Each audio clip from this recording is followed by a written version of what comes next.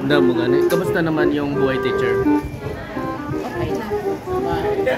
Seryoso ah. May asawa na po kayo, ma'am? Meron na. May anak na po kayo? Oo, meron. May. Taga saan asawa mo? Nagkaroon. Araw. Mabait naman. Sobrang bait. Hindi naman malikot pagkatabi kayo. Sakto lang. Thank you, mama. Ito naman ang buhay-buhay. Wow, kamusta naman ang may buhay relasyon? Sobrang happy. Wow! Yan ang gusto ko marinig sa'yo. Talaga. Dito mabibidyohan ka mo dira. Hi ate! Pring-pring, tigasan po kayo. Pring. Ibig sabihin niya niya pring. Ganda, di ba doon? Oh yes, so, ang pring-pring kasi ay maganda. Taga saan po kayo, ma'am?